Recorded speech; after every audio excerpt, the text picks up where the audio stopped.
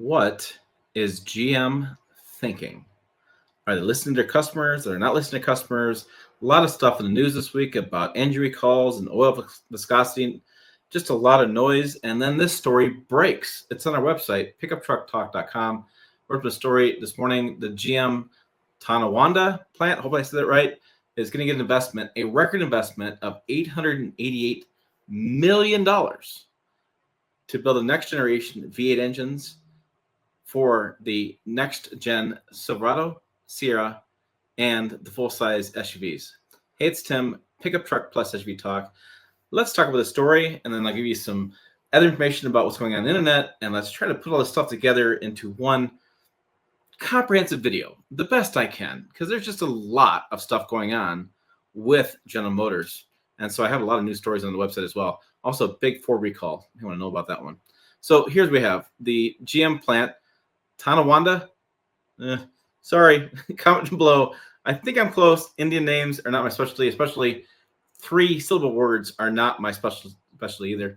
UAW Local 774, proudly displayed there on the sign. Record-setting $888 million investment for the production next-generation V8 engines. It's the sixth generation of the powertrain, GM's full-size trucks and SUVs. The promises improvements in performance, fuel efficiency, and emissions. I'm going to delve more into that later on this video.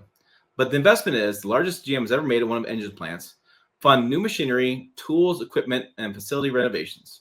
Production of a new V8 engine is slated to begin in 2027. This makes sense, okay? So looking at the numbers, the new V8s will feature advanced combustion technologies, thermal management systems designed to enhance performance or reducing environmental impact, according to the GM statement. This upgrades aligns with GM's broader strategy to modernize its internal combustion engine offerings, as well as expand its electric vehicle lineup.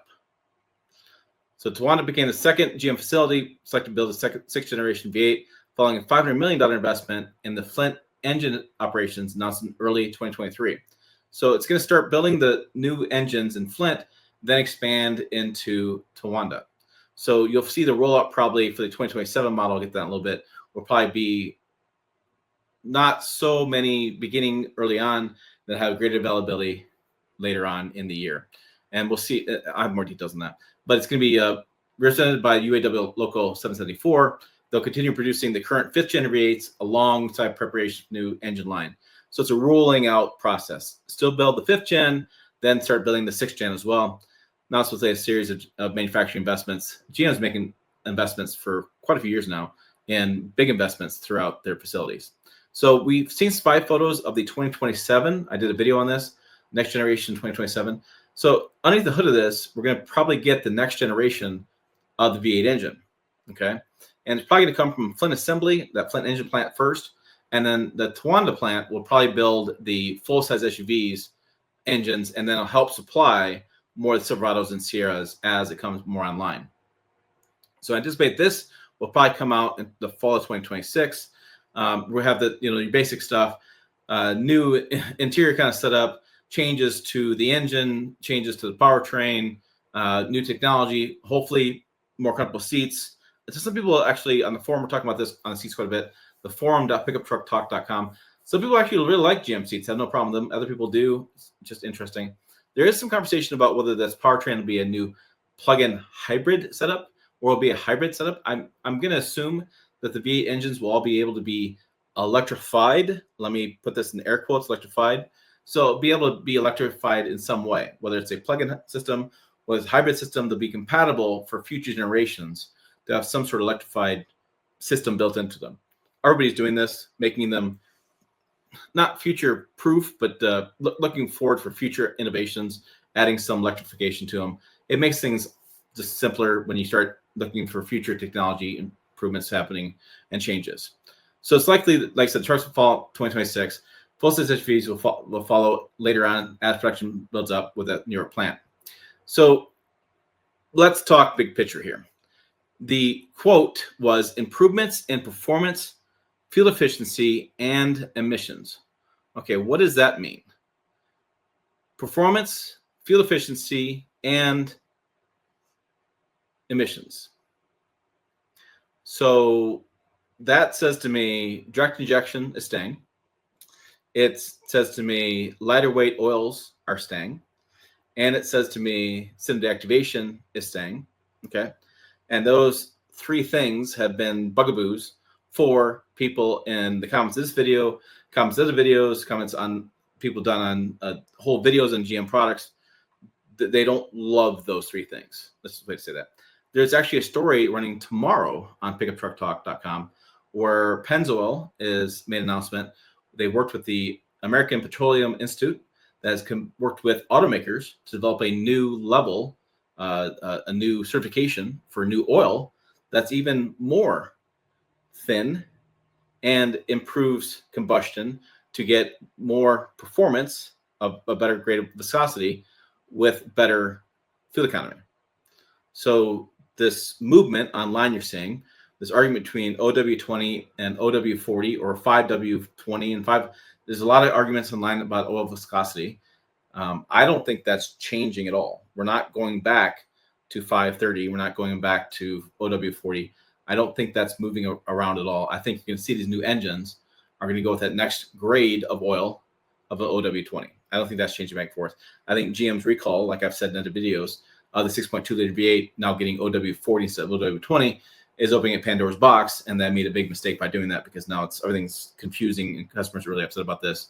You're seeing Oil Geek did a video, Engineering Explained did a video, and they're just talking about the same conversations about how it's the same rhetoric over again. It's people don't like 10,000 mile oil changes.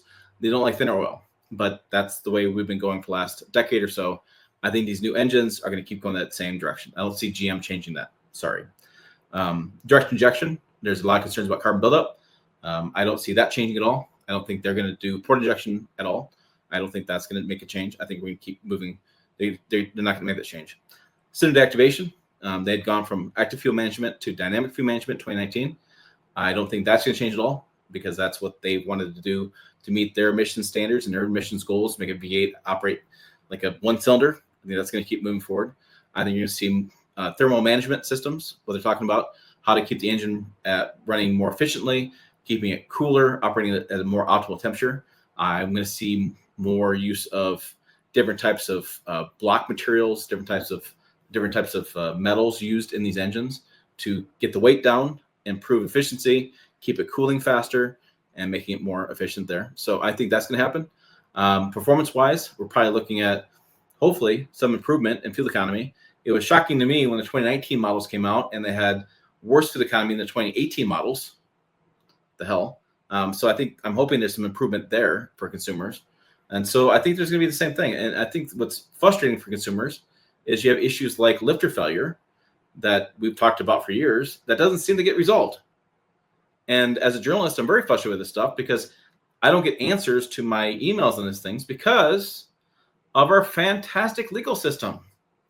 So they can't answer me because these engineers have to go to meetings where they get grilled for 12 hours or better by the internal lawyers, prepping them for lawsuits to happen. So thanks to these lawsuits, we never get the answers to real questions, and nobody finds real details. We never know if these issues are actually resolved. We never can put them to bed. So unfortunately, that's a really frustrating part. Somebody could ask me, they'd say, hey, Tim, have they fixed the lifter issue? And you know what I can tell you? Nothing. I can't answer that question. And it's very frustrating. And I think that's the biggest frustration out here right now is these issues never seem to be put to bed, and we keep compounding them. It seems like every week I see a new engine out there on a forum, a Facebook group, or whatever that has an issue. People naturally assume it's a lifter issue because it seems likely, and that poster never comes back and never updates their post, or maybe they do. Maybe it is a lifter issue, but we just never seem there's a resolution for this. And it's very, very, very, very frustrating. So yeah, I just love to see a new design come out. Hopefully we can put the lifter issue to bed. Hopefully the dynamic fuel management system just is fine. Cylinder activation like Ram has done for years, like Ford's doing now, like GM's had for years. Hopefully those problems go away. And I'm going to be curious what kind of oil they spec out for this new truck. I think 10,000 mile oil changes are going to be the standard. I don't think that's going to change. And I'm going to be curious what the oil viscosity is because they have some different numbers for their Corvettes and the trucks. And use case is different. I totally get that. But I'll be interested to see what happens with that. So what do you guys think? What do you guys expect for this new engine? Are you hoping better fuel economy? I know I am. I was really disappointed when the 2019 came out with worse fuel economy. I'm hoping that they made some improvements to the overall quality, so we don't have some of these concerns with things, big recall numbers. It's really frustrating for consumers. Not just that not just that you have the recall, but the inconvenience of a recall, inconvenience of going in and having things done, your truck torn apart. That's a pain in the butt. And so I'll be curious to see what they can go out with that stuff. And I'm curious to actually have a conversation with somebody who has a V8. Hopefully they can talk to me, but the new one, and see what they've really done to address these issues and kind of put these things to bed once and for all. And hopefully listen to consumers. Hopefully they've heard all this stuff, which I assume they have, and they can say, yeah, we've heard you guys. We fixed these issues. They should be resolved. Here's what we've done. A, B, C, D, done. And you guys can feel better about buying GM V8 engines again. That'd be great. Wouldn't that be great? You know what else be great? You watch more videos. Right over here, watch more videos. Also, website, pickuptrucktalk.com. As always, thanks for watching. I will see you down the road.